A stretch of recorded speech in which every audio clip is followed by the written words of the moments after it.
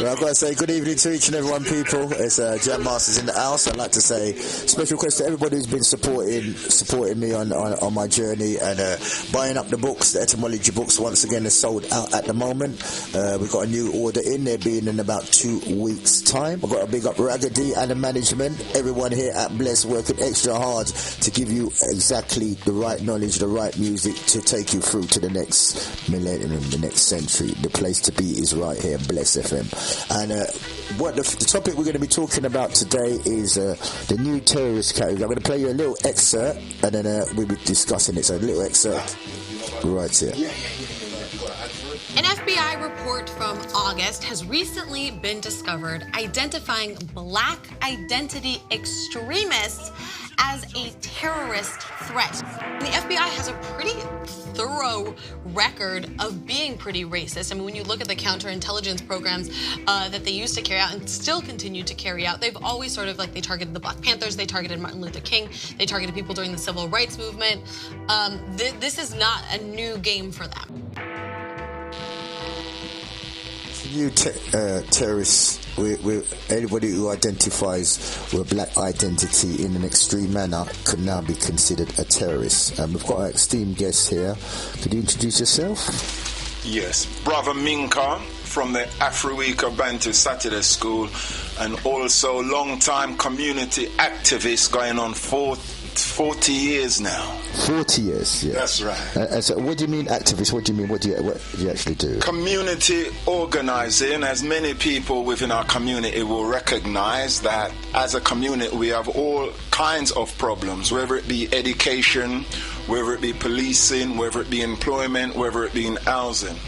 It seems to me that if we are going to address these issues, we need to be organized, and it's on that basis I call myself a community activist. Right, and our topic for today is black identity extremists. It's a new category that's been brought in by the FBI for a new terrorist category, black identity extremists. What's your first impressions of that? Well, my first impression when I hear that, I see this as an extension of African people or black people asserting themselves. And every time we assert ourselves as one people, the system always seeks to undermine that, and in undermining that they would seek to criminalize it. So for example, we would have issues such when we stand up against racism, we say we want to come together as one black people. Straight away they want to call that as another form of racism. So I see this as a very worrying extreme extension of this ideological attack against us. Right, I'd just like to stop you there. That's a very interesting scenario. I want to bring in our other esteemed guest, which is Brother Ras Minty. Greetings. Good to have you here on Bless Radio. Give thanks. Yeah, nice to be here. Can you tell us people a little bit about yourself before we bring you into this? Not really. Let's just talk the thing. I'm a guest, man. It's not. This is your life. And actually, what Minka's saying is very important about the kind of lack of legal representation, or legal aid, I should say, not legal representation. Sorry, to take up track, but the topic we're discussing is black identity extremists, which is the new terrorist category for us in relation to our identity that we have.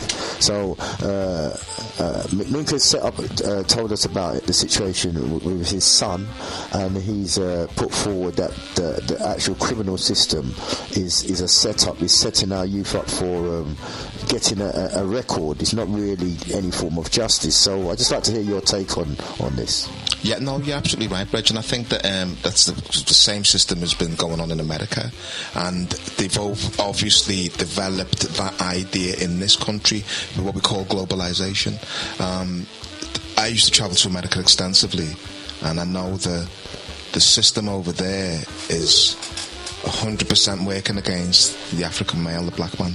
So what is the objective of what is the objective of this? It's a process and a bridge. And when they brought us over from Africa and put us in chains and made us work the system, that was our purpose. Then colonization, or it was various names, apartheid, separation, we still had the purpose for them, yeah. Now, urbanization, ghettoization. When the Civil War happened in industry, if you know the history of America, the South was slowing down the progressive North, because they were industrialized. They didn't have people in cotton fields. The South was still under that slow old system, so that's why the war happened, so that they could industrialize the South. Now, when they industrialize the South, obviously lots of black people aren't going to be employed, so we don't need you on the cotton fields no more. So what are we going to do with you? Well, we can create the jail system, which is what they did, and then you work for free then. You know, the chain gang, that's doing civil service, or civil works, I should say, social works, for free or for pittance of the money. So that's why I think that a lot of our black men are in jail, because they want to obviously take us off the streets. There's a number of issues. It's social, it's economical, it's biological, but let's just say this. It's to me, it's about destruction of the black male, basically. Right. They want to limit our power. You could call it a fear of the black man as well, because of the powerful idea that they've created about us. Strong buck black man. They don't want that black man next to their women, basically. That's one aspect. But I think essentially it's like what they're doing in London now, with the prices going sky high, and enough poor people have to move out. There's a certain type of people they don't want around their society, their system, and that is the black male. You know, so I think the very reason that they don't want the black male is because they don't want him having great jobs. They don't want him to be influencing people. Like, if we look at hip-hop, the black male's very powerful. Whether he talks sense or he doesn't, but he's very powerful. They know that. So they can't limit him through music, but they can limit him through employment, through housing, through education. And that's what I think they're trying to do. I think that they just don't want black men in jobs. They want to see us in jails. They want to see us like not looking after our families. They want to I don't want to sidetrack, but I think one of the reasons that they asked African people from the Caribbean as well, African and Caribbean people, to come to England was because in England people were dying out. After the Second World War, as you know, bro, people were dying. Now, the African gene is the strongest gene. They know that there's going to be a lot of mixing going on, and eventually the black race will be watered down, but the black gene will still be in the white gene, and that will make for a stronger European, and a European who can last the distance. So I think that what's happening with our men, because we have no use to them anymore, that's why they're putting us in jails. Right, a very interesting part. I want to bring it, Brother Minka, in now. What do you think the reasons are that the police are acting in this way, based on what Brother Minka was saying? What's the before we find the solution and tactics we've got to use? Yeah. What is the reason? What do you say the reason is? Well, because Minka raised some very interesting points there. Well, I go along with 10%. Of what my brother Minty has said. 10%. What's the 10%? Break down. What's the 10% you go with, and then tell us what's the part that you go with? Well, the 10% I go with is the connection with our enslavement and the connection of where we are today. And I think for us to understand properly why the attacks are taking place amongst our young men, and when you raise the issue of black identity extremism, it's important to go back historically on the first time in which the black people as a race were demonized. And we know that they were first demonized during the period of slavery. The system had to justify our enslavement by, number one, presenting us as subhuman. Right. And when they even couldn't get away with that, they had to define us as being extremely aggressive. Right. And being extremely aggressive, we needed to be controlled. Right. But it's important when we look at these ideas do not exist in a vacuum. They were there to maintain a political system. Right. And the system was what we had as emerging capitalism. And it was important to give that justification, because you don't get people to be working for you for over 400 years without you giving some legitimacy and justification for keeping him in that condition. But also it's equally important, you have to say to the people in which you're subjugating that yes, you are inferior, and as a result of that inferior, accept your condition. So the reason for it is this: we were brought here, or we were brought to the West to build up their economy. And so from the word go, they developed a parasitical relationship with us. So in other words, for Europe and the West to be developed, Africa and the Caribbean has to be underdeveloped. And I know you do a very good book, Brother Jammers, but another book I would urge our community to read is Walter Rodney, How Europe Underdeveloped Africa, because he breaks that down.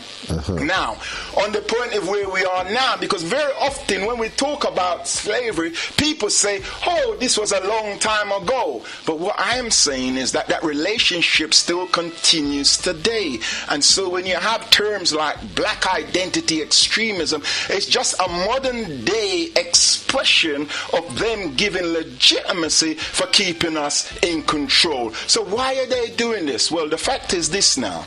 We built up their economy. And the reality is this, particularly in the West, they don't really have much use for us anymore.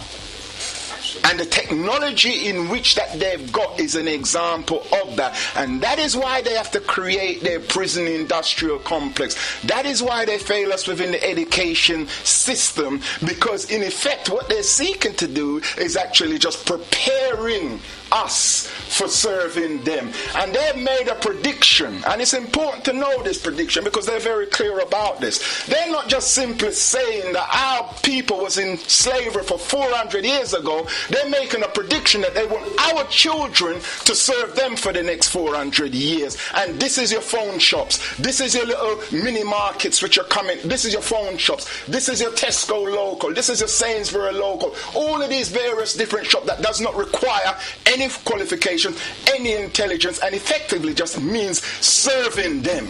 And that is why it's so important we don't separate this black identity extremism by maintaining the system. And I'm glad you we'll talk about solutions later, and I'm going to pause there because I have something to say there as well. Okay, can I just say, Jammers? I was going to have a little break. I just need to calm down after that. Let me just say this one thing. Go.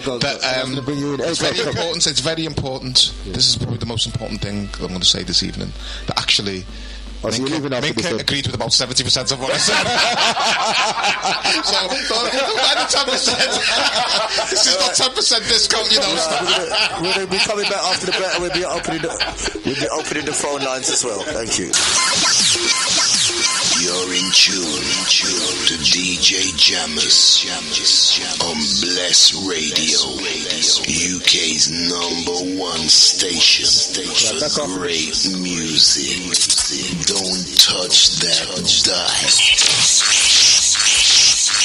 Back after the break, at an extremely heated start, that's why I had to cool down. The subject matter is black identity extremists. For those of you just joined us, we're going to play a little clip of the breaking news that the new terrorist category is the black identity extremist, and we're going to bring back in our esteemed guest. An FBI report from August has recently been discovered identifying black identity extremists as a terrorist threat. And the FBI has a pretty thorough record of being pretty racist. I mean, when you look at the counterintelligence programs that they used to carry out and still continue to carry out, they've always sort of like, they targeted the Black Panthers, they targeted Martin Luther King, they targeted people during the Civil Rights Movement.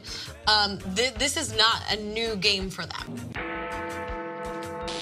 Right. The phone line to join this discussion on the Black Identity Extremist, the new FBI terrorist category. The number to call is 079 444 313 66. Once again, 079 444 313 66. If you just joined us in the studio today, we have guests Minka and Ras Minty. A brief summary of what happened so far is Minka gave us a personal experience relating to his son being held in the prison cells. He's also given us some background in how to deal with the situation, and also we've moved on to the reasons why the justice system seems to be targeting us, especially the young black males. And Brother Minty also gave us a good reasons behind this, and we're going to go back to Brother Minty, who is going to give us the reasons why this situation is occurring. We suggested that there was what was the name of the book you said that gave a good breakdown of the Walter Rodney, how Europe underdeveloped Africa, right. Or another way to say it is how Africa developed Europe, basically. Right. That's a better title, I think. Which I'll have to disagree on one aspect of that when Brother Minka said it's a better book than my book, The Etymology. but that's another radio show. Have you actually read it though? Have you read it though? Well, it down, Jammers. We never say it was better than. I'm saying another important book. Absolutely. That's okay. That's all good. Right. So Minty, what's your take on the reasons why now? Yeah, no, I mean, I think that in a sense, me and Amin could agree. Absolutely. The fact is, as I said, after the Civil War, the colonization, separation, when the industrialization process took place, obviously there's less jobs, isn't there? So they don't have a purpose for us, put us in jails so that we can work for free. It's the same process that was happening.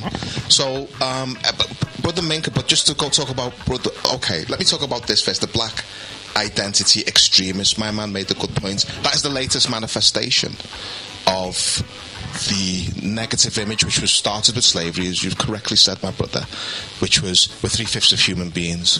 We're uncivilized. We run around with no clothes on. This is the justifications they use to mask their, as you said, the right word, parasitical, because they've bled us dry, totally, man, in every single way. There was no stone left unturned the way they bled us dry. I'm telling you, bro, everything they used to just diminish our sense of self in every way. So, and this is another, the Black Identity crisis, the Black Identity extremist crisis, isn't it though, is another example of them using the media to project a negative image of African people, of African men especially, 100%. Now, if we're going to talk about this Black Identity extremism, it's similar to what COINTELPRO. It's the same thing, essentially. What's COINTELPRO? COINTELPRO is the counterintelligence program which J. Edgar Hoover developed. Right. It started really with Garvey, didn't it? Essentially, I'd say Garvey was the first one, because what it's fighting down peace, civil rights, or African organizations, and what he didn't want was what Garvey was basically projecting, the Black Messiah. So let's speak about our people specifically. He didn't want the birth of a Black Messiah, and in the 60s movement it was Garvey, it was Malcolm X, it was Martin Luther King, but also for the Black Panthers it was Fred Hampton. They perceived him as the Black Messiah and they executed him. So what they're trying to do, and is what they've always done, is to always maintain a fear aspect around the black people or the black male. That's the purpose of the Black Identity crisis. So the method behind is, I mean, the tactics that they're using to put this into place, as you say, fear. That's the fear of the black man. So just like, for example, I read Garvey was saying that they put black men in jails in abundant numbers then, and that's because they maintained that negative image of African men, of black men, because that's the way that whenever you want to control or you want to go into a black community and you use extreme force, it's justified because the images we've been conditioned to accept are really rotten in relation to African men. So it's easy to when you see a black man dead, oh, it's okay because they're so violent or they're so aggressive, and this is the narrative they use on a consistent basis. So what you're saying is, well, it's they're at war with us then, basically, because as you're saying, fear, but then the category is terrorism.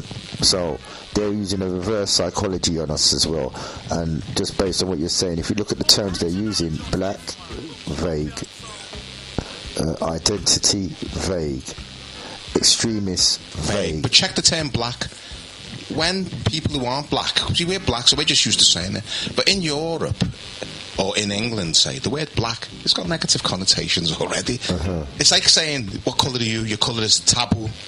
Do you understand? That just sounds like a shade. That word shakes them up. So when you talk about blackball, black male, black day, it's not next. So when you talk about black, every time they hear that word, it shakes them up, you know. And if you want to talk about like racism, when they're saying black, they're making it as a racist statement because they're labelling it on a certain set of people. They're not using it in relation to wealth or politics. They're using it in this terminology. They're using it to a certain set of people to put a negative spin on them. So when they're saying black identity extremists, they're saying a certain race of people, and then they're saying identify is when you associate yourself with being black. Yes. So if you identify, like with a football team, you identify as an Arsenal supporter, you're associating yourself with the team. So when you identify yourself with black, they're talking about you identify with a particular country or culture of a set of people. Well, and I'm going to let Minka come in after this, it is a vague terminology, Bridget.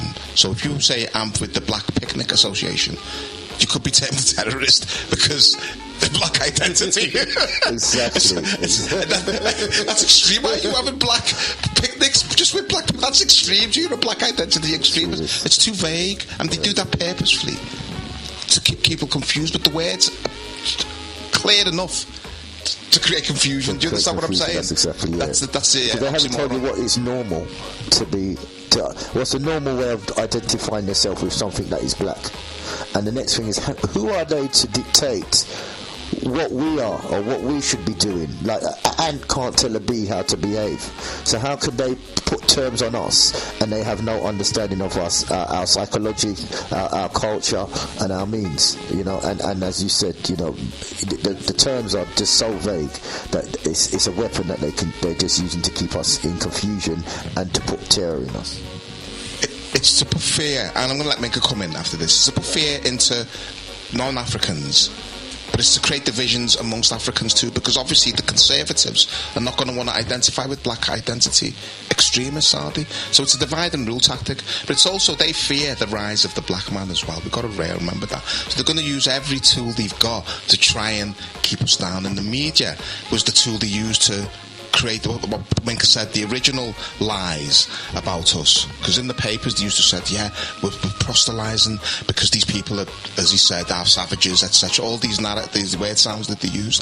So I just want to it's dividing all communities, Brethren. So basically, we're something I want to bring to Minka. Sorry. He did say a lot of what I said, so I can understand the name confusion.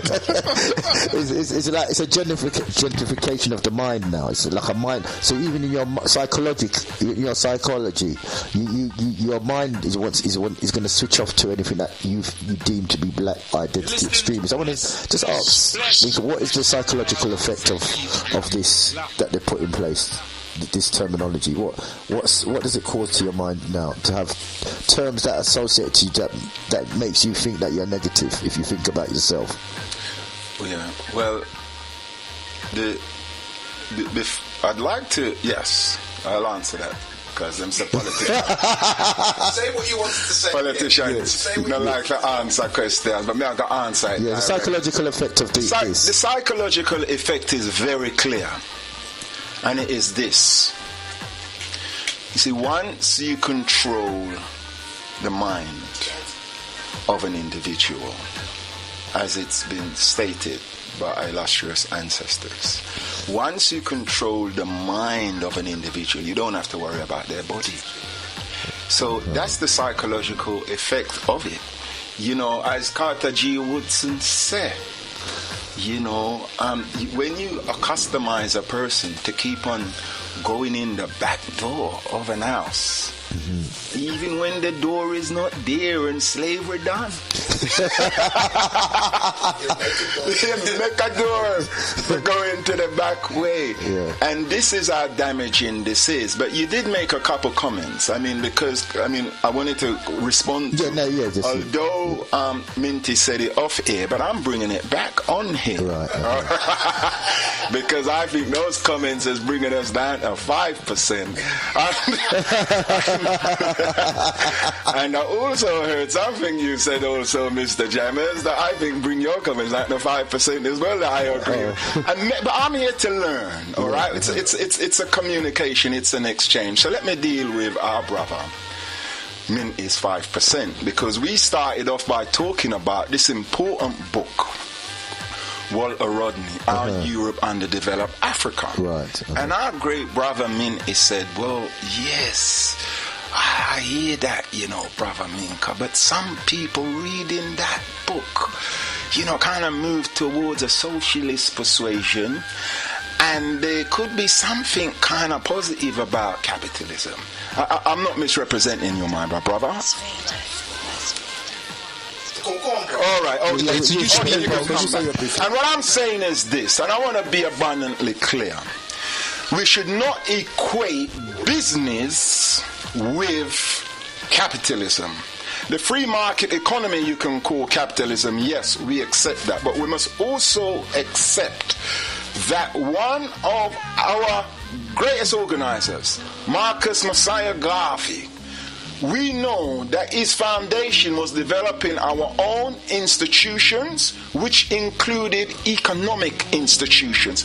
It's very important to understand when we start to talk about change, we understand the political economy. And the political economy of capitalism is very clear. It did not just enslave our ancestors, it continues today under the form of imperialism and neo-colonialism, which is keeping us in a wretched state. Now, does this mean we should not engage in business? You know, the Christians talk about, you know, what them say about poverty? What did they say?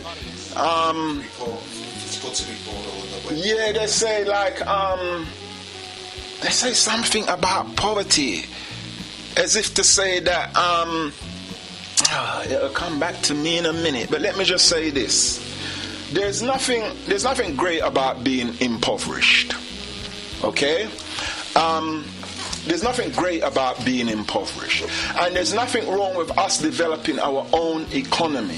But what we must be seeking to do as an African people, as a black people, is to have self-determination. We must control the space, whether it's a community, whether it's the nation, that what we're involved with. And that involves commerce. But we're not going to control that space by creating a system which is now just going to put certain black people in position to carry on the same kind of work that the white people. No, we're going to create a system which addresses the needs of the masses of our people. And if people have got problems with socialism, the name socialism, I don't have a problem with that. What I have a problem with is when they try and have a system which is geared towards the minority. Any system that what we put in place must be geared towards the masses of our people. And this is not some aversion to business. We have to develop business because the white man always knows that he's one of the ways he's been able to keep us in this wretched condition is that the people with any sense,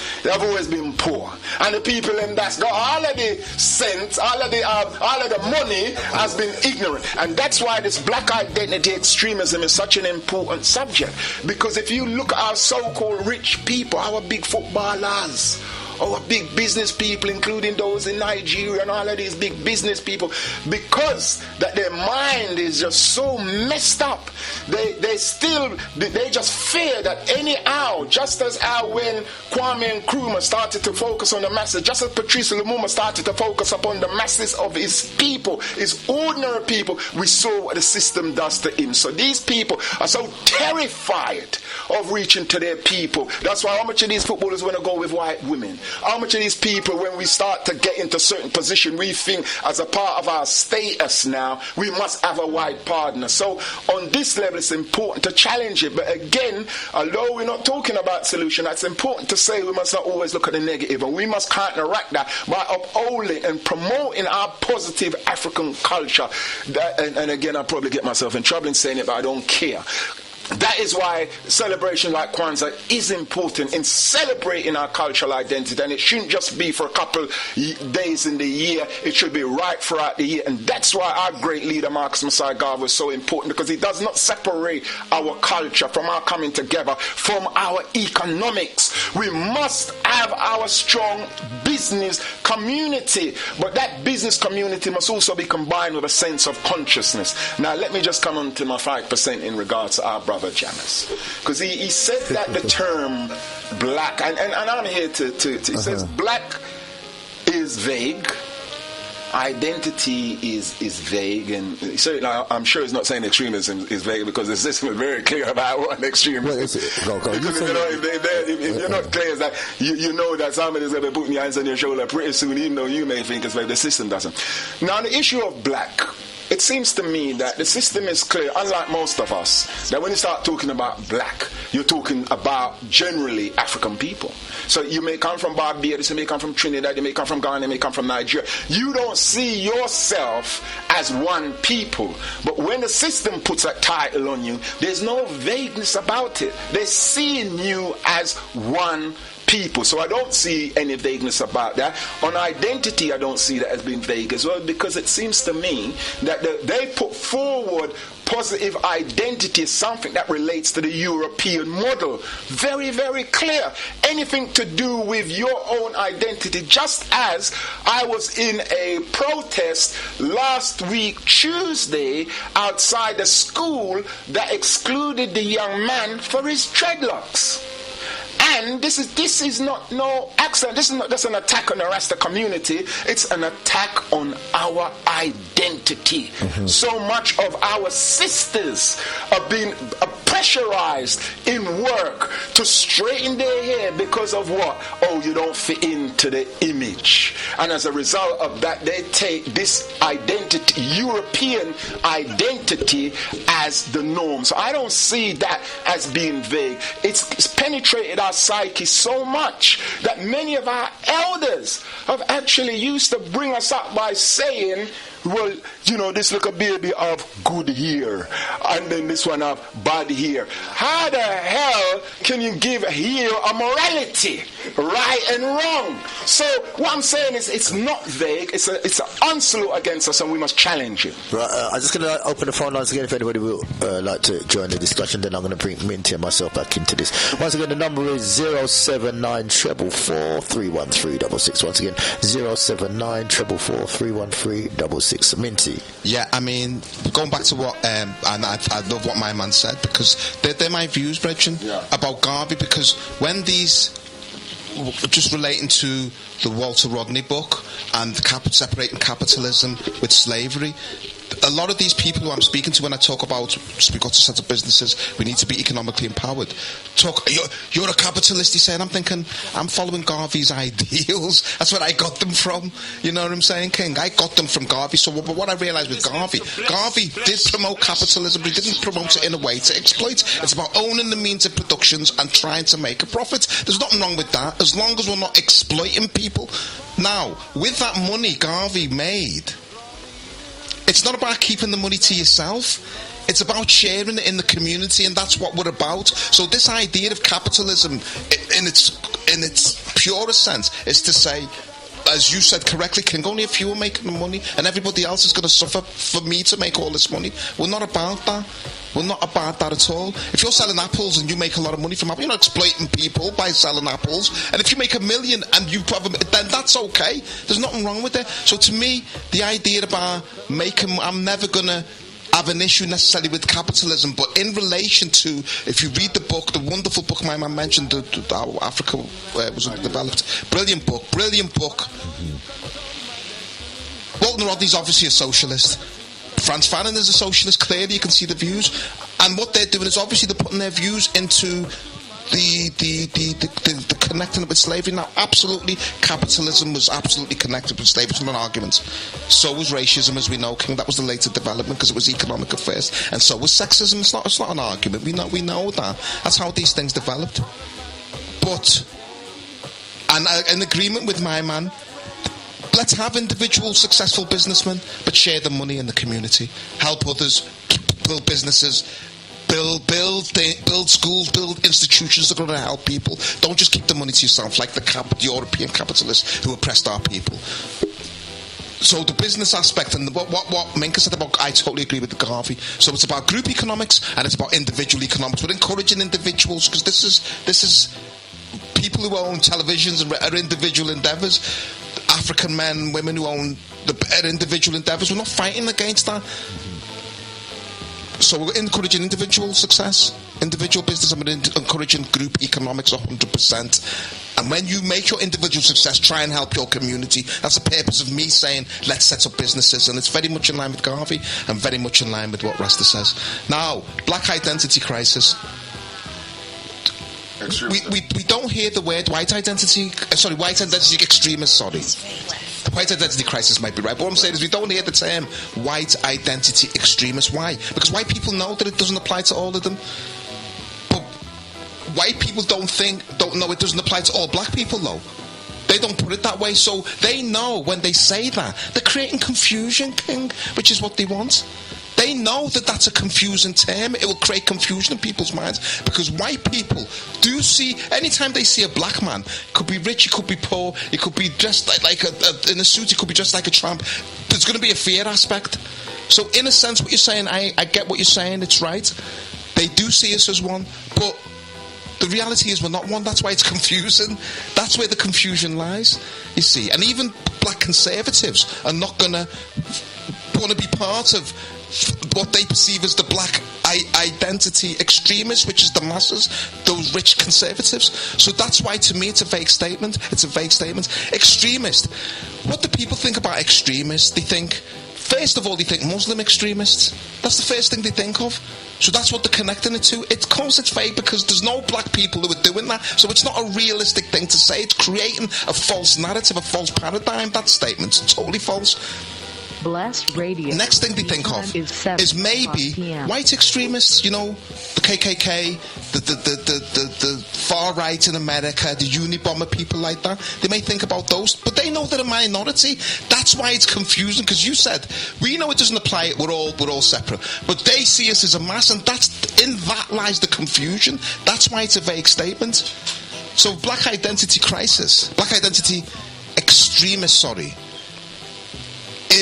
to me, it is a very confusing statement, man. Absolutely. Well, I just like to go, because basically the language as well is a weapon, and if you're telling someone like specific your objective, then you can counter it. So, for instance, if you're saying the word black can mean so many different things. It can mean wealth, it can mean a physical shape, it can mean a certain set of people, it can mean an idea. By not specifying what exactly it gives them like extreme, but they're not saying what is the normal, what is the safe category. They're not giving you no guideline of the terminology that they're using. So they're just leaving you. They're just leaving you. If they told you what is the safe way to identify yourself as a black person. Just like if you buy a product and it gives you how you're supposed to use it, then you know when you're doing something wrong. So if you bought a plug and the plug's got instructions of what's the safe way of using it, how you're going to put yourself in danger. It's giving you a guideline of how to conduct yourself, or how they see you should be conducting yourself. But so they could easily have said, well, this is how we see. If you do this, A, B, or C, then you're not considered extreme. But if you do C, D, F, and G, you are a target to us. So they've put a language across where they're not telling you exactly who they're going to point out as an extremist and who they're going to see as someone who's not a target. So it's a weapon. We know what we are, but it's a weapon that they've put out in the language by not giving us specific guidelines to what they see as a threat and what they see as a safe line. So the use of language is the weapon that they're using by the terminology. So they're not specifying a certain they'll target like maybe the Muslims, the Al-Qaeda, which is a specific target, a specific area. But when they're saying black, you're encompassing everybody. You're encompassing every type of behavior can be determined extreme. You know, like as your son, he just asked a simple question, but I never targeted that as an extreme behavior because they've left it open. So that's what we say on the language side, on that side. Yeah, I'm not going to get very far on this one, but I clearly have to go read this book on etymology. But again, you know, I do question the last time. I'm not going to get very far. I don't think it's vague, because sometimes it's not what a person says, certainly what the system says. It's also what they don't say. And what they say is that once you come together as a black people, then you are being extreme. You're being racist. But the alternative to that is actually to be an Uncle Tom and an Aunt Jemima. All right? And they've established that as the norm. So when you say that they've established a norm in people's mind, and anybody that challenges that, and I think it's very real, I think it's a concerted effort that they make to make us all think that, yes, being black, focusing your identity is something extremely negative, and I think that they've been quite effective on this. And if it was quite vague, I don't think that they would be so effective. I think that they have been quite effective on this. And I remember the point I was raising about the Christians when they says that money is the root of all evil. Right, and we counteract that by saying that, you know, poverty is the root of all evil, because and it's wrong. And I have to say in defense of Rodney again, and we're not going to get we must stop equating business with capitalism. And when I talk about understanding the political economy, it's very, very important. So can I just so people are not familiar, what is capitalism in your view? Well, capitalism is an economical system which is based upon private property. It is a system which is focusing on the few rather than the majority of people that exist within that society. And just as how it will have a parasitical relationship with the ordinary people, but capitalism has reached a stage in which that the ordinary people were so angry about the nature of the system of these few people with all the wealth exploiting them and them not getting the benefit in rising up. They decided to expand out of their national boundaries, and by expanding out their national boundaries, they were now able to then colonize the rest of the world, in which now they've transferred the impoverishment from their own population to the masses of the people of the world. So it's an aggressive, exploitative system based upon a few. And when it comes down to African people, we must be clear that we should not really have a part of it. Because if we really want to see capitalism, don't bother look at America, don't bother look at Britain, look at Jamaica. Look at the Caribbean. Look at Africa. That is real capitalism today. And that is why we must move towards a system. And so when we look at these individuals, we must look in terms of systems rather than individuals. These footballers, these musicians, do not just act out of ignorance. There's a system in place that tells them, you identify with your people, you can forget about promotion. You can forget about, and that is why we have to say we need to think about creating our own alternative system, and that's very, very important. I just want to stop you there because we're going to move on now.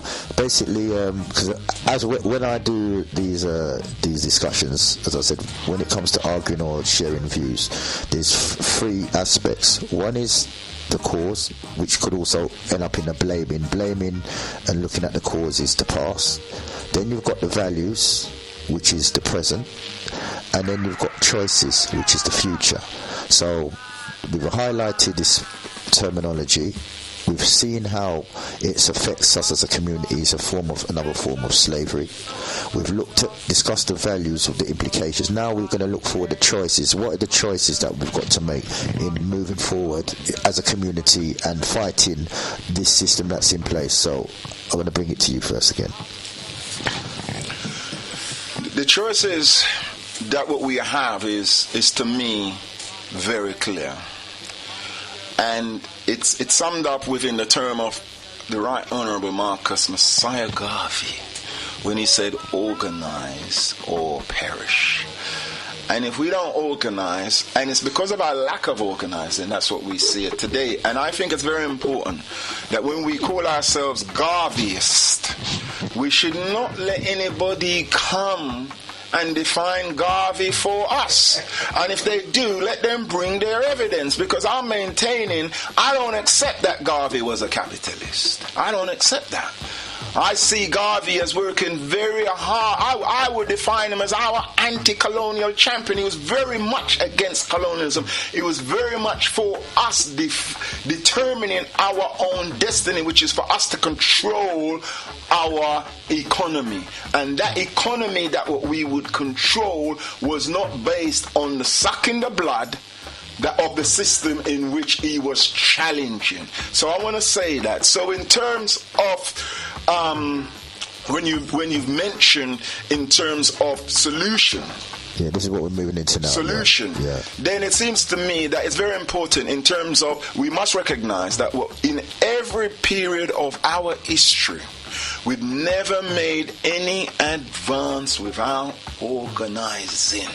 And organizing not just the talk, but organizing in action. Right, I want to stop you there, and we're going to go back to the action. What action is needed? Minty, what's our solution? No, I would say Garvey dealt with capitalism because he dealt with owning the means of productions, which you said was capitalism. Furthermore, he was dealing with making a profit. The book I can use as evidence for that is the book called the African Course of Philosophy. You may have it, Menka. Yeah. It's when he talks about capitalism at various stages in that book. Now, let me say this. I wouldn't say he was holistically capitalist, because you're right. Garvey was working with a system. He's using whatever means are going to benefit African people. A bit of socialism, because obviously we're dealing with group economics, so that could be considered socialism. Or communalism, if you like, because that's our African system. But he was talking about people making money in groups and as individuals. Owning the means of production, furthermore about capitalism, is making a profit. They're the two ideologies or ideas behind capitalism. So in a sense he was, but he wasn't using it to exploit people. That's the difference. I'm saying that you can be a capitalist, but you're not you're not trying to exploit people, unless we're actually equating capitalism with exploitation. And that's why I'm saying I have an issue with those people when I say, because I'm talking about Garvey setting up businesses. There's a business course to go on. They're going, "No, you're a capitalist." I'm thinking, I'm not trying to exploit anybody. I'm just encouraging African people to be empowered, to make money, so that when you want to go on a march, we can just fund it. When we want to set up a school, we can just fund it. That's how I'm thinking, not to exploit anyone. So if we're equating, that's why I said to you, are we equating capitalism with exploitation? Is it just that? Or can capitalism be owning the means of production, which we should do, like this, trying to make a profit, but also using that profit to help our community, which is actually what Garvey was doing. So Garvey did use capitalist ideals 100%, but he used elements of, you could say socialism, or communalism is a better terminology, I'd say. And that book, the Course of African Philosophy, is the book that will explain how he says, he was talking about socialism and fighting down socialism, saying, listen, we should be in a system where we can be free to make a profit. Don't listen to them. So he was fighting down socialism. The I'm talking about the socialism in its purest sense. That's what he did. And I'm not fighting down socialists, because I agree with those ideas, because to me, make money, let's share it in our community. Let me put a portion of that, and let's get a few people who've got money, let's build a building, let's build a property or buy a property where our community can use it to do the various things we can't do when we have to go to other people. Let's own our own building so that we can serve our community. And that's the reason I'll always, not say capitalism, but I'll say let's encourage economic empowerment 100%. And that's why I've just given you the book. So I'm not misquoting Garvey, because the very first book I learned, I'm not going to tell you how old I am, but I'm a mature man. And I started reading Garvey when I was 17, so I've got Garvey stuck in my brain, man. Right. So I don't make up stuff about Garvey. I couldn't and I wouldn't. You know what I'm saying, King? Yeah. But if you see capitalism again as just the exploitative part, which a lot of people do, then I agree Garvey was not that person, King. You're right. So he wasn't a capitalist, if that's how we define it. But if we're talking about owning the means of productions, which he did, he had his own printing press, he had a lot of his own businesses. If we're talking about making a profit, which is, of course, that's part of the reason we're in business, then he is a capitalist. It's not an argument, because he's in it, but in its purest sense, he's not a capitalist. Right, thank you for that. I think Minka wants to respond. Right, just now, what I want to say now, what is the practical steps now that we can take? Right, practical steps. So say, let's base it on, if your child is in trouble, yeah, what is the practical steps you must? You mentioned at the start about we've got a network of organisations. So how do we first form these organisations or get in contact with these organisations? What is a practical step now? Yeah, I mean, there are organisations within our community that certainly that I'm involved with, and other people that's doing other works. Have you got any contact details you want to? I think because I'm involved with quite a few, and I really came today around the issue of the attack upon my son in the carnival and how that relates to other young men. Yeah, so this is what. Yeah, let's do this area then. Yeah, I could certainly give a contact of the Saturday school, and they can ask me, and then I can furnish them with other more detailed information. For example, I'm involved within a campaign called the London Campaign Against Police and State Violence, and that within itself addresses a lot of the issues of the criminalizations of our young people within the community.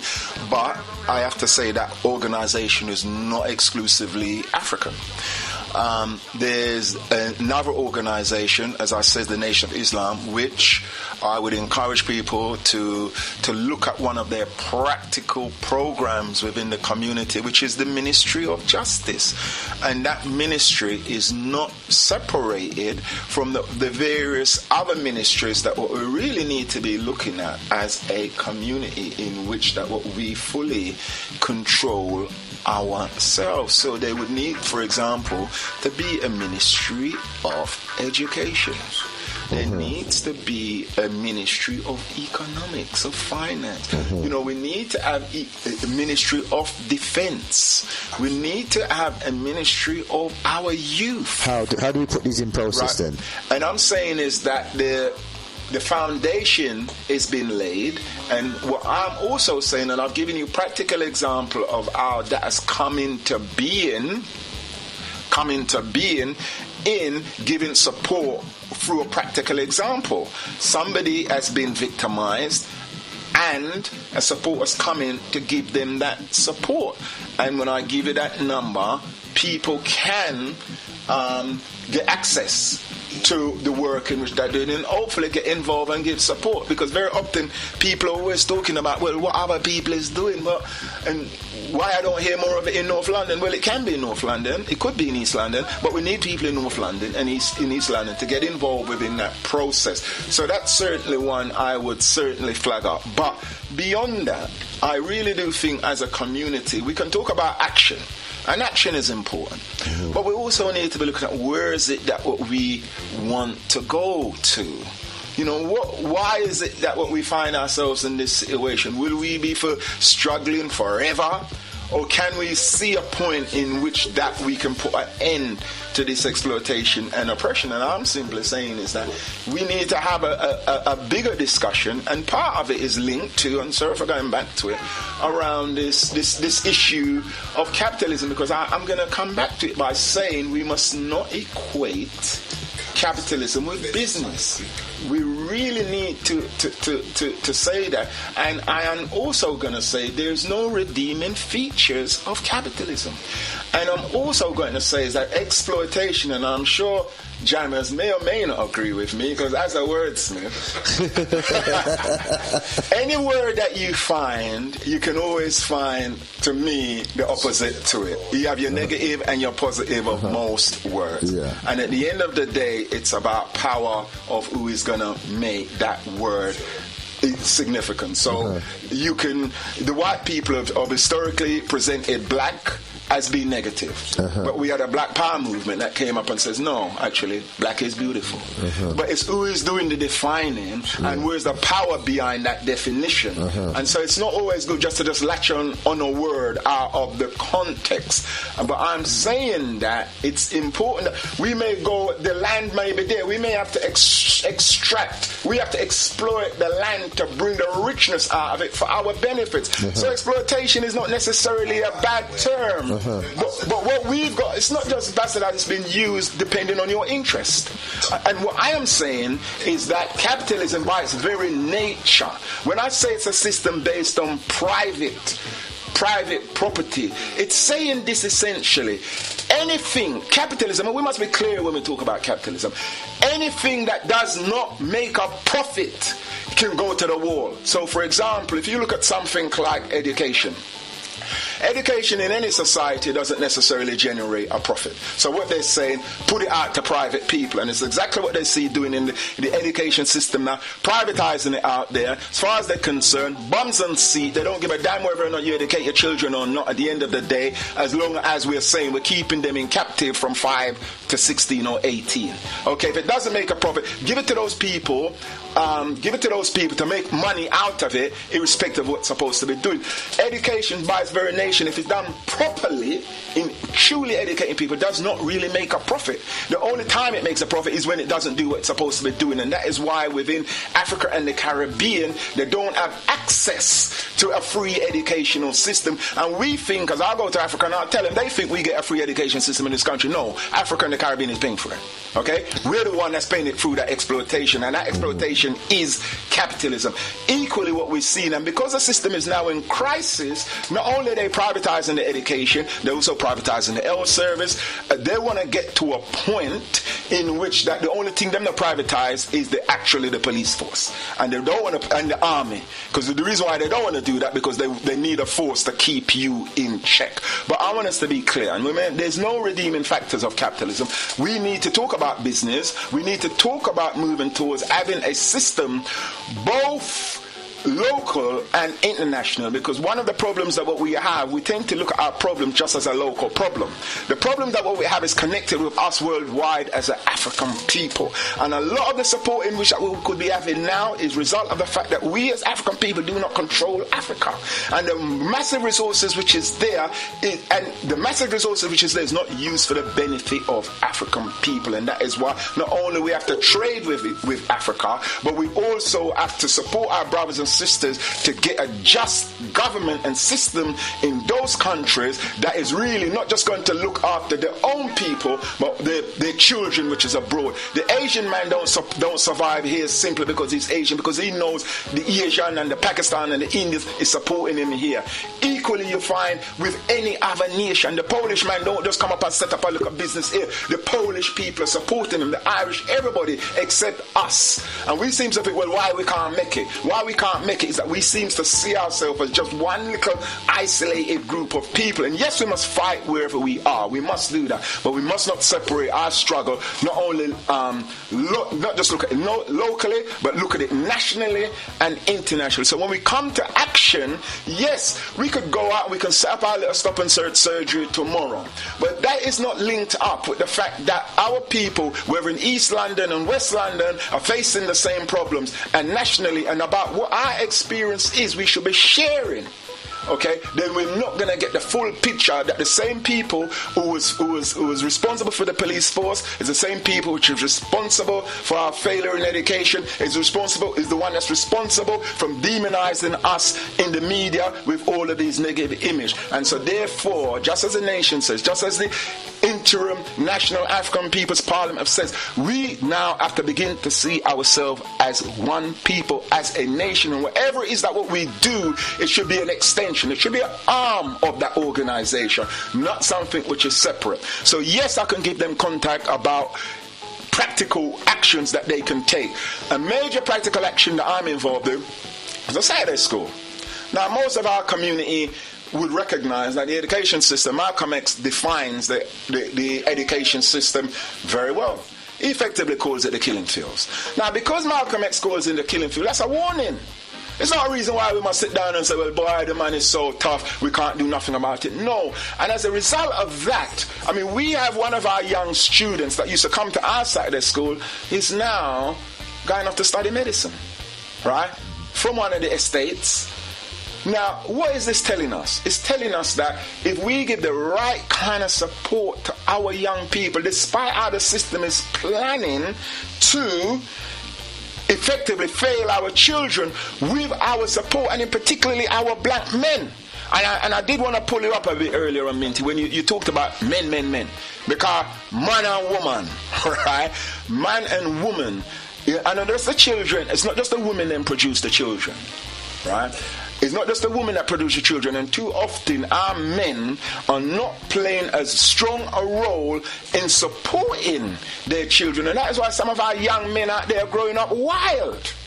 And we have our responsibilities in terms of counteracting that. So yes, we must point a finger outside, but we must also point within. So yes, we have as one solution, we have an education program. And in our view, we have the, and that's the Africa Bantu Saturday School, by the way. Right. We celebrate our 20th year this year. Okay? We're not funded by the state. We're seriously in support of need of community support constantly all the time. So what's the number? Have you got a number contact for them? Yes, me have a number, and it's just pick. Alright, it's 07958 605 171. And could you give that number again? I can indeed. And a bit slower as well. Alright, 07958 605 171. And it's for? And it's Africa Bantu Saturday School. It's also a number that you can contact if you want to get some information about if your young person has been subjected to any police abuse, in which that you will want any particular kind of legal support, legal assistance that you may find the system outside there is not offering you. As we're saying, they're cutting back so much on legal aid. A number that we will give when you contact this number, so our young people can have that when they're reaching a police station, they can contact that number, and a solicitor a reliable solicitor can come to where they are. And the important thing is that once you have a solicitor, contacting that police station, the attitude of the police tend to change, all right? And so that's some concrete areas of support. But I also want to come back to my son. And I think that this is I want to say that my son will be going to court on the 24th of November. What day is that? That's going to be a Friday. Friday the 24th of November. And this is, let me get the court right. This is, let me get it right now, because we don't want to send people to the wrong court. Right. Carbo. Okay, whilst yes, go on. Yeah, come in. While you're looking for that, man, can I just want to address you on one point, man? Okay. I'm going to allow you the capitalist because I know you want to come back, but we won't go back and forth with all that. Right. But you mentioned about when I said about the women. Now, we were talking about black identity crisis, extremists, and for the most part, people perceive the extremists as men. We were talking about why do they attack black men, if you remember. You specifically asked that question. So that's why I was talking about the men. We now left out the woman. That's impossible. We've never done that, bro. Because I'm dealing with the African spiritual system, which is the male and the female balance, and it always has been. Also, I'm a Rasta man. Haile Selassie was crowned with his wife. And that's the reminder to African people about the universal balance, that we have to recognise that we have to complement each other and come together as one. So we now left out the females. I just wanted you to specify that he mentioned why are black men going to jail, remember? Right. So that's why I was speaking about the men. Just to clarify that. So we never left out the females. And can I just say one more thing, because I know you got the information. We do a lot of events, and whenever we do events, we always have females on our panel. That's one prerequisite. I won't do an event if there's no queens on the panel. That's right. And as I've said before, I'm going to say it again, right, is that historically, when our Saturday school started off, they were failing out, and which they still continue to do, failing our children academically. But now we see a massive cultural offensive against our young people. They're challenging in the most vigor and very forcefully what the African man has historically defined as what a family is, and woman. Nowadays they're telling our children that, well, the family is not necessarily man and woman anymore. And one of the things that what we provide in our Saturday school for our Black Parents Forum, we give them the information in which they can approach their school, in which that when they want to talk about their lifestyle, they can do it to their own people. But there's ways in which you can take your children out of those classes, the biology of male and female issues. We can deal with the science of that, but when they start to put it in the social realm, many of our parents need to know what is going on in the school. And that is why when we talk about our Saturday school, it's not simply about academic achievement, it's also about our cultural awareness. Because there was a time that many of our people, our young people, used to leave home, go to university, and come back with a white woman. 10 years after that, they would leave and go to university and come back with a black boy, and come back with a black man. Nowadays, many of them are going to university and are coming back home and I know where leave as Jane, and I come back as Jonathan.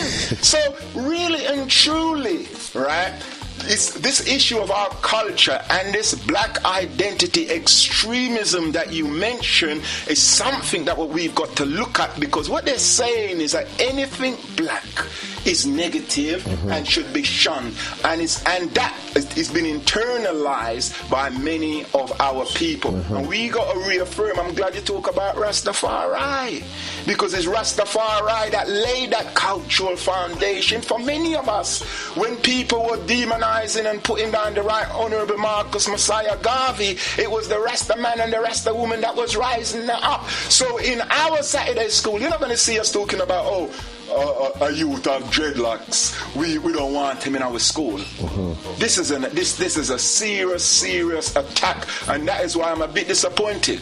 When we had our protests down there, we never really see a lot of Rasta man and Rasta woman down there. You know, I know some people didn't know, but me personally, I've got many Rasta man and woman on my network.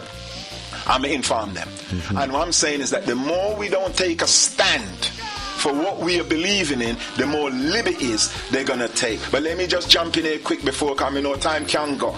We spoke about this young man that's been attacked, and I've got the court that I'm supposed to be going to. Right. Okay. It's gonna be Friday, the 24th of November, City of London Magistrate Court, and that's just at the bank, 9:30 in the morning.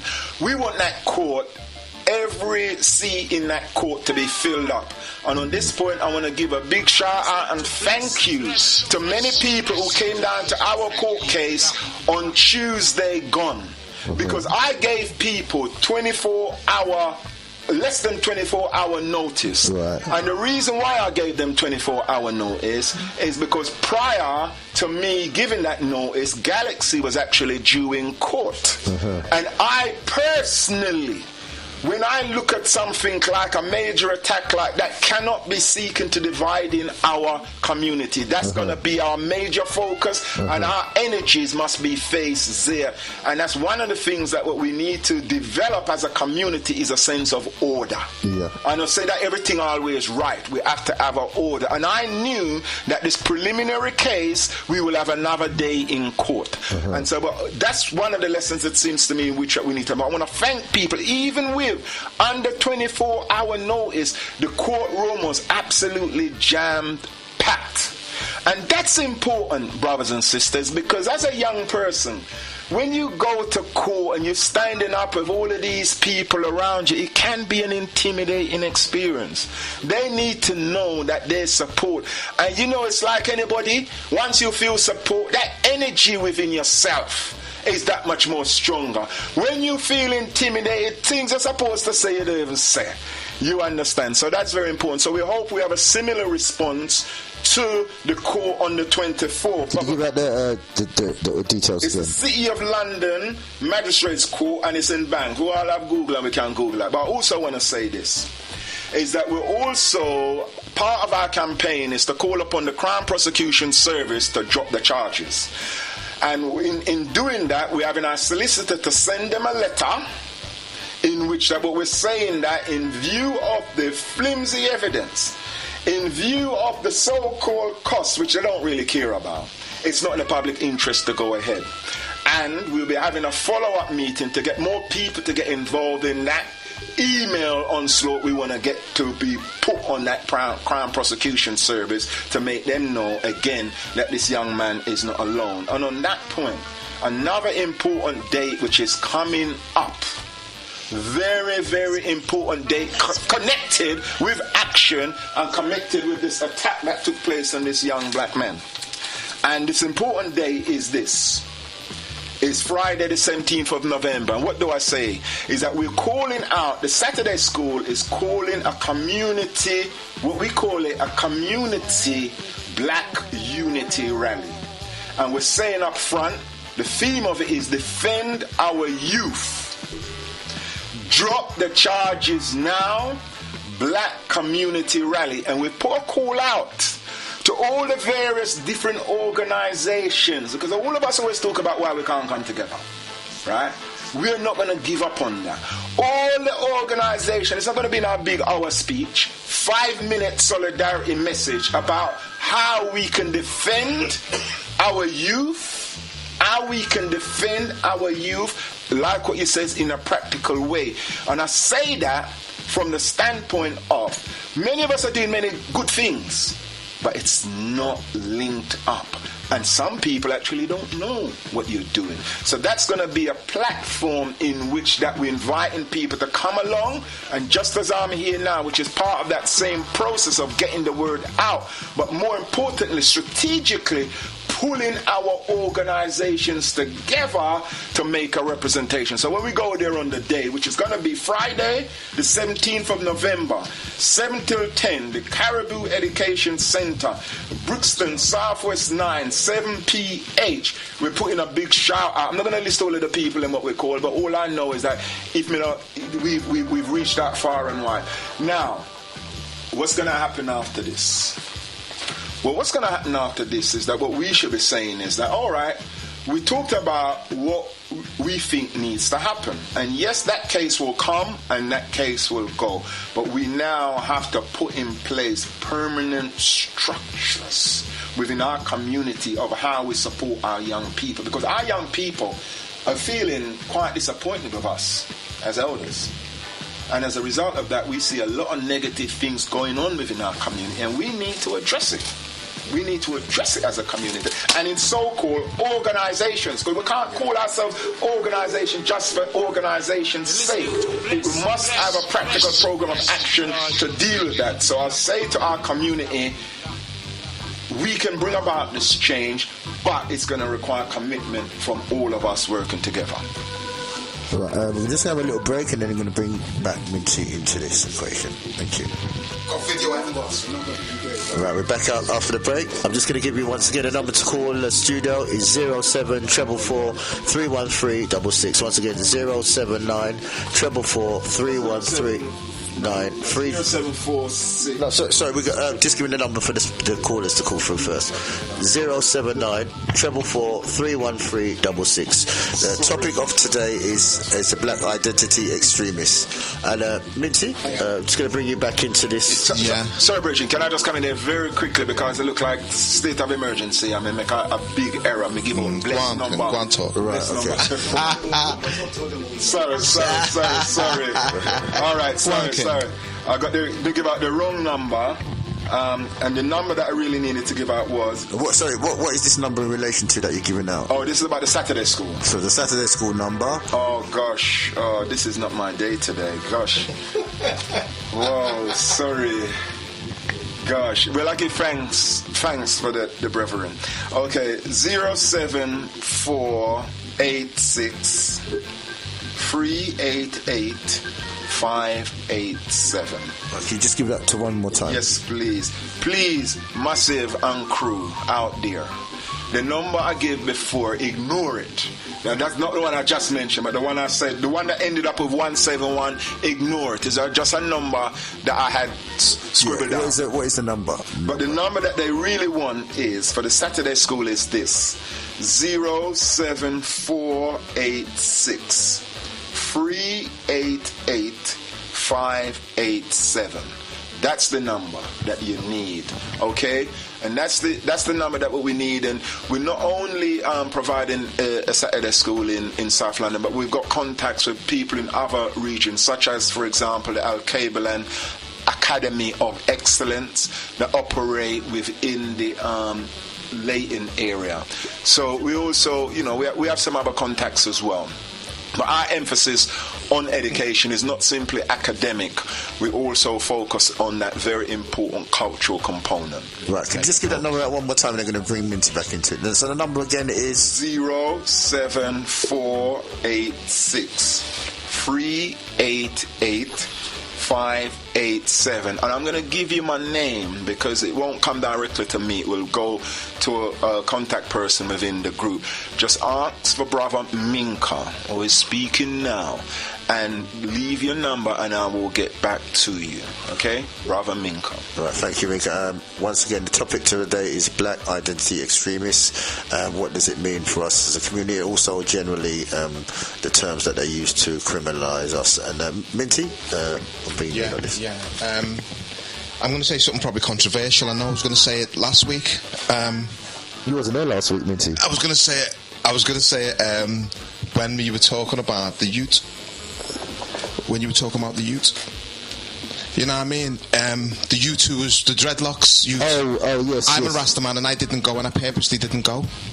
And the reason I didn't go is because if we read great books like what Minka was talking about, the how Africa underdeveloped, Europe underdeveloped Africa, Frantz Fanon's Black Skin, White Mask, and even The Wretched of the Earth.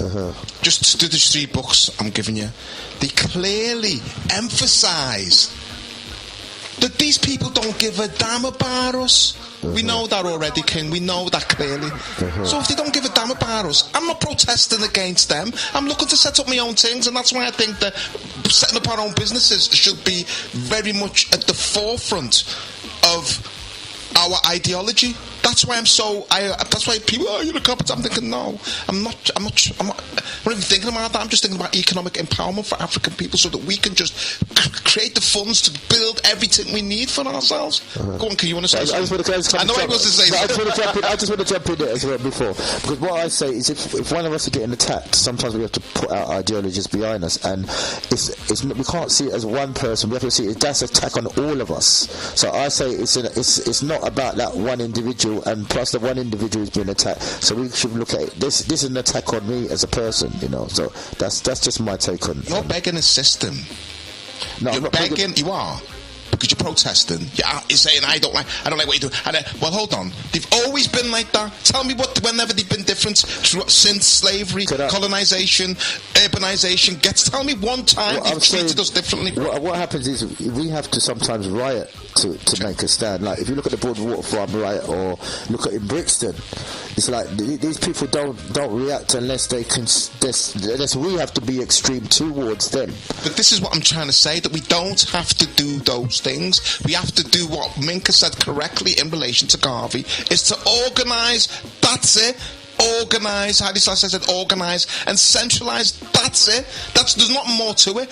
If we did that, we wouldn't have to be begging them to let the youth in school, because we'd have enough finances so we could create our own school and then we could educate them. That's what I'm saying.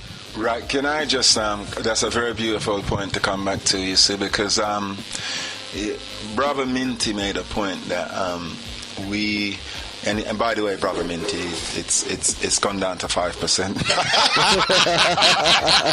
Well, the 5% is the right for righteous one, so I'm okay with that. Yeah, he said that we should not be begging the system. Because, for example, that, a child has been excluded from school, rather than begging the system to maybe bringing the child back into school, we should have our own school.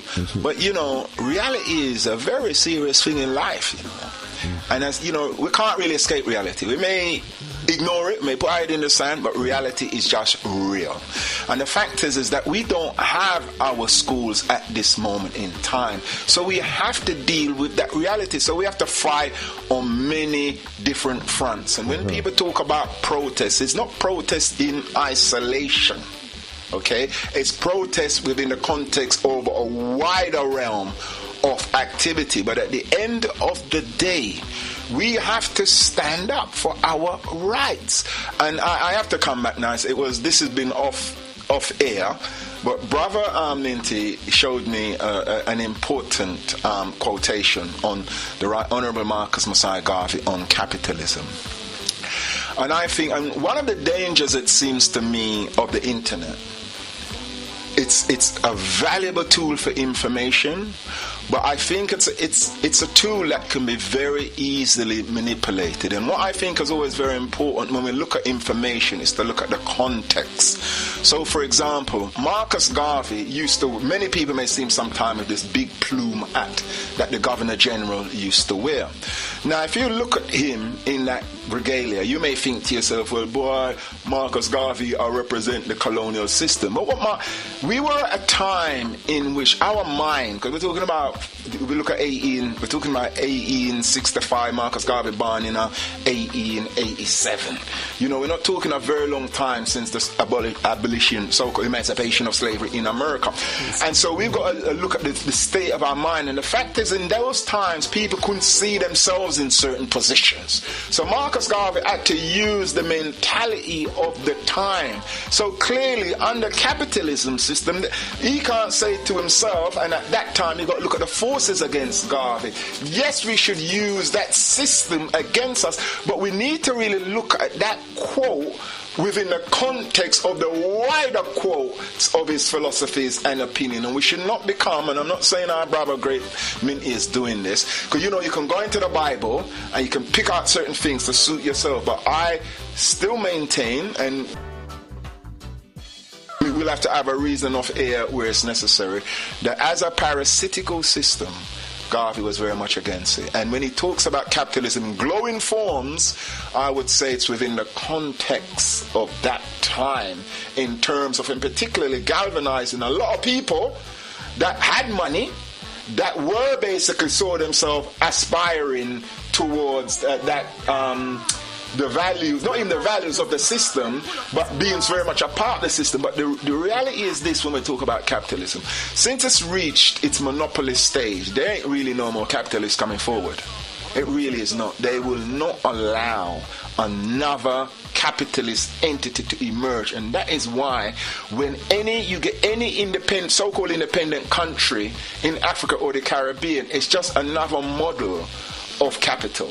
And that model is basically being one in which that you are now subservient to your bigger brother. And anytime you try to break out of that system, that's when it crushes you.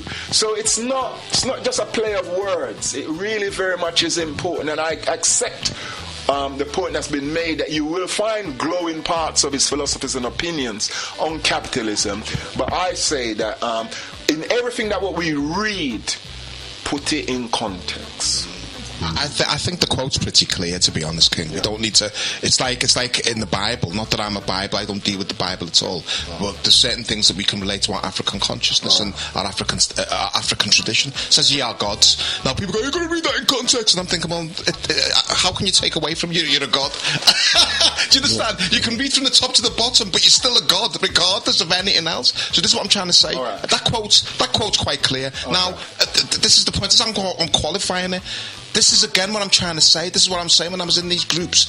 These people I'm talking about, I'm not talking about capitalism. I never even mentioned the word. Okay. They're calling me a capitalist by saying, let's encourage business amongst black people, just like Garvey. Do you understand, King? But Garvey is saying it in a sense, I agree with what you're saying, King. Garvey is saying it in a sense, we have to own the means of production, and we have to try and make a profit, but we're not doing it just for ourselves. That's right. And that's the difference, but it's still capitalism, man. So I'm not upset. You said there's no redeeming. That's the redeeming quality in capitalism. We can use all the elements of capitalism, but use it to bless ourselves. Instead of keeping it to the minority, we share it with the majority, man. And that's why I said, when we make money, Minka, we put a business, we set up an education, we set up an educational facility, we set up a business school, we set up an institution for people who've got sickle cell. We do these things which are going to enhance our community. That's how I see money. It's a tool for the benefits of the community. It's not just for me to have in my pocket. What's the point of me having $1 billion in my pocket, man, and people are starving? That's just ridiculous. And that's capitalism, King. And I totally fight against that whole concept. Go on, my brother. We've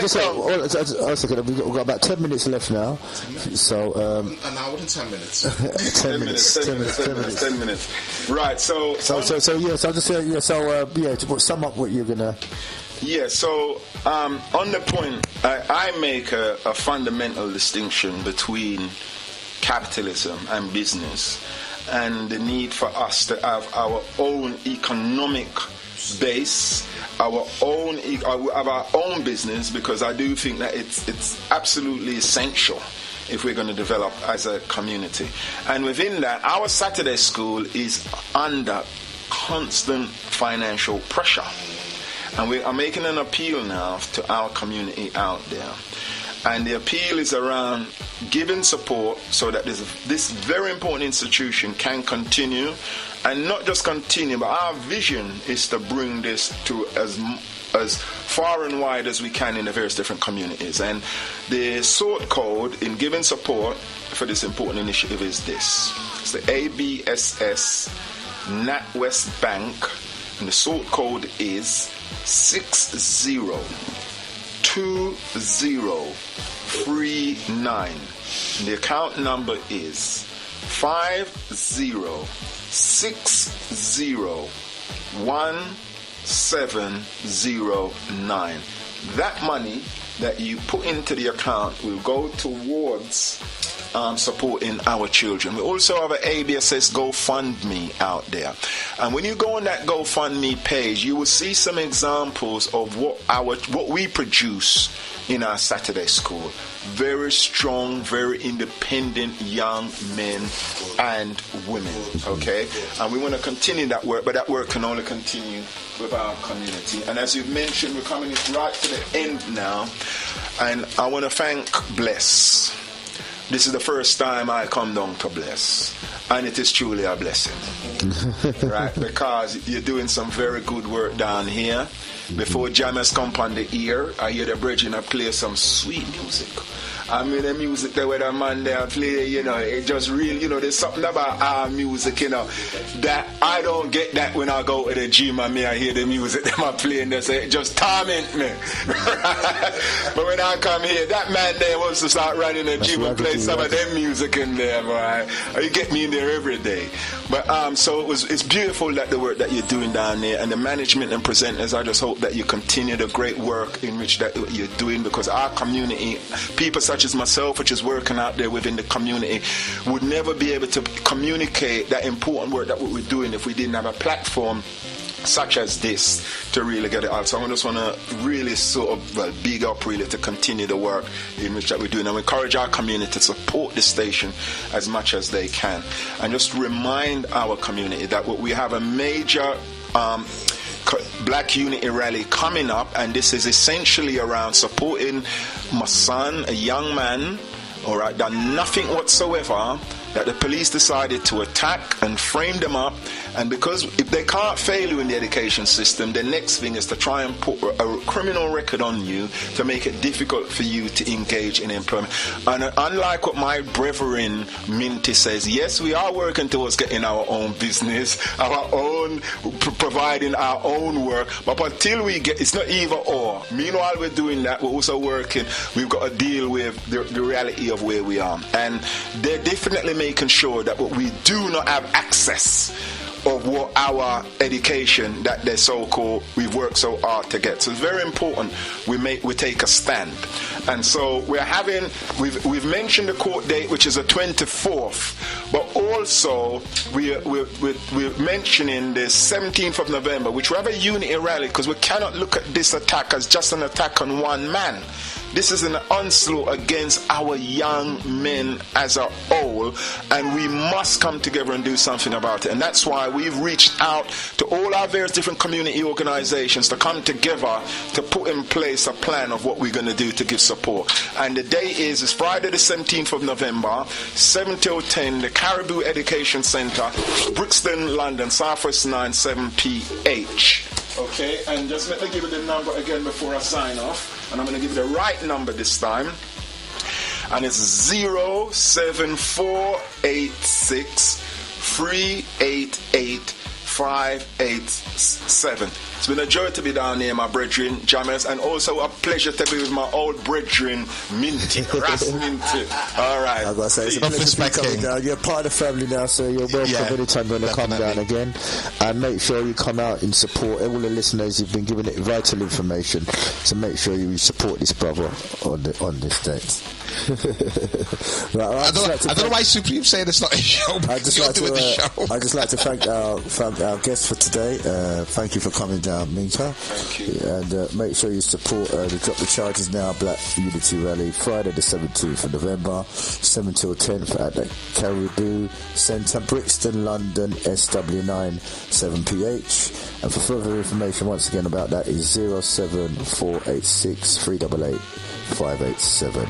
And I'd just like to wish you all success, in your fight, and your son as well. Yeah, definitely. So we'll be pushing that as well. So feel free as well, if you've got any updates, to contact us here at Bless Radio. Also, Minty, I'd like to thank you for coming down. I hope I'm sticking around. You're staying around. That's good to know. Yeah, so. Haven't you got an event as well, Jammers? Yeah, and also we've got a Speakers Club event is taking place on the 26th, Sunday the 26th of November.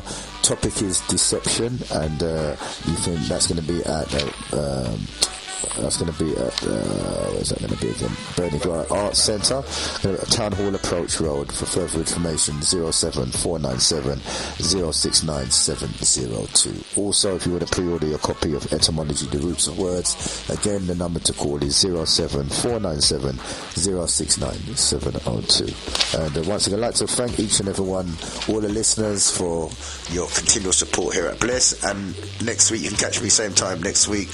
Topic's going to be religion. I think we've got you in the house, Minty. You're going to be in the house, yeah?